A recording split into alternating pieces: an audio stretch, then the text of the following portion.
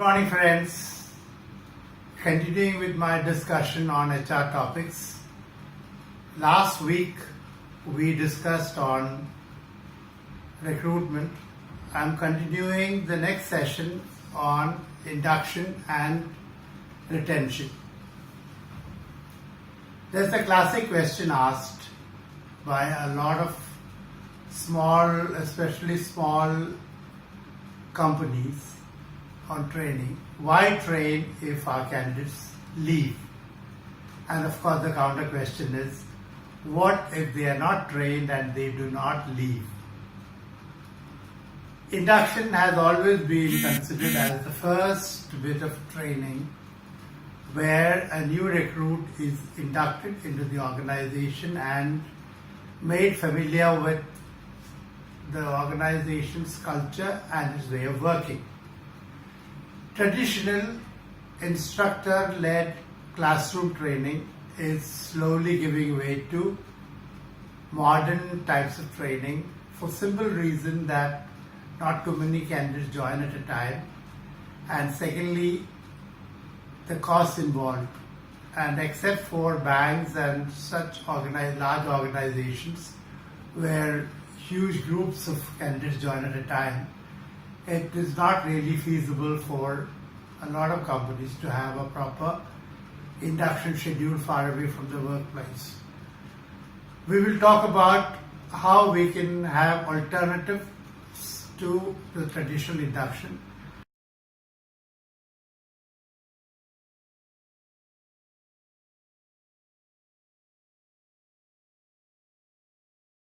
But before that, a little about the future of workplace. The future workplace is already existing in a lot of countries and will soon hit this country of ours also. Technology is altering the capability requirements of the new workforce, and there is likely to be more contractual labor for specific tasks. A classic example is a skilled electrician that we call when there is an electrical work to be done. He comes, completes the work efficiently and takes the money and goes. Two of a very, very small level, but then this will give an indication of the future workplace where people will be hired for their skills and paid for what they contribute, with the result that people will no longer require to work from an office. They can work from home, and the future workplace may lose its current dimensions to become much smaller. Taking this to the workplace, the contractual labor based on skills. Today the requirement may be for data analysts who will do a lot of analysis for a company. Tomorrow it could be a communication expert whose services will be required for a specific task. Again, for those who are continuing with an organization looking for a full-time engagement, the future trends indicate that there would be more collaborative in nature, which would actually indicate that people work together, people of different skills come together to work. Again, a classic example would be a new product launch. There would be people from the marketing section, people from the production, and even the HR will be involved in supporting the staff requirements. Typically, the data analyst will collect all data, analyze it, and pass it on to the team that is responsible for the product launch, and they, using the analysis, will work out the best and the most efficient manner in which to launch the product. Just as I mentioned earlier, in recruitment and other things, there is something called a pre-induction also.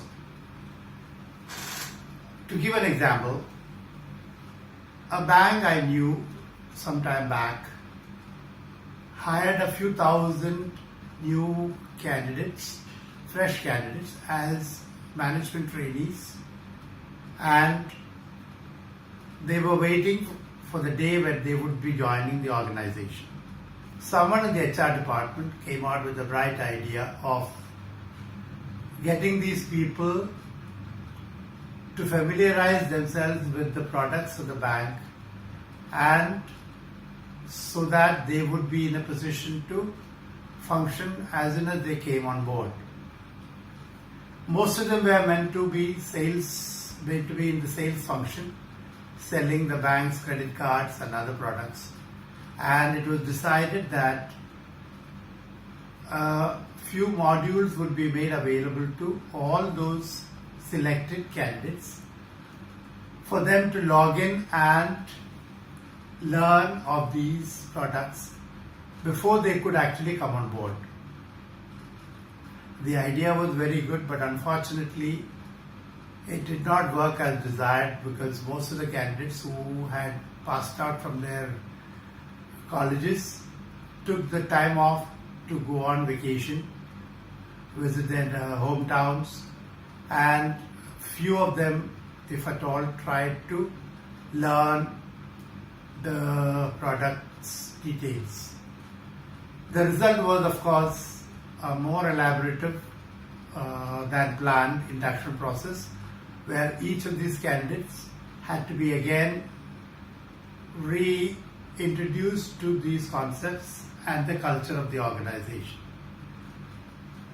The long and short of the story is that somehow it was not managed well, and almost 60% of the candidates left the organization before 6 months was out, which was quite unfortunate.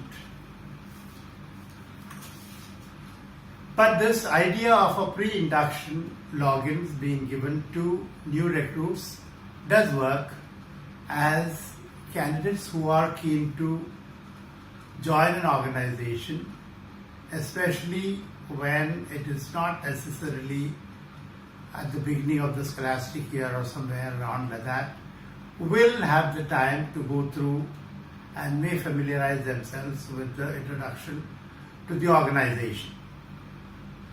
And so we come to the current trend, which a lot of organizations are practicing, of using technology to induct individuals. They have all realized that a week or two in a classroom setting may help, but not necessarily get a person to understand the culture. Here again, I must mention a very good practice used by another bank that I am aware of. This is the storytelling approach.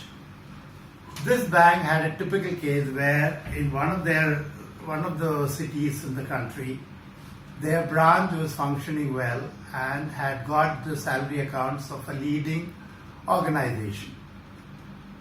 The staff were happy with the customer service provided by the bank, and everything was going smooth till such time the organization had to take a decision to change the salary account to another bank for practical reasons, such as getting a huge loan and whatnot.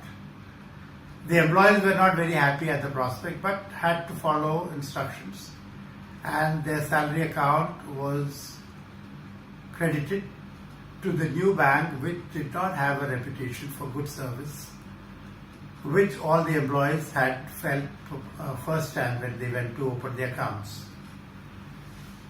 Now what happened was that the moment the salary was credited to the new bank, almost all the employees transferred their account money to the older bank, where they were assured of much better customer service. Now this success factor was repeated at length in various batches of new recruits to inculcate in them and reinforce the importance of good customer service. And as it happened, people who joined the bank and were put to various other branches all across the country did practice this idea of good customer service, and the bank had a roaring business practice going. Let me again talk about a little bit about how do we induct and retain the millennials. As I've said any number of times, the millennials come with a different pack of capabilities and exposure to the digital age, and when they come on board, they look for everything to happen as quickly as possible, which may not be the case with most organizations.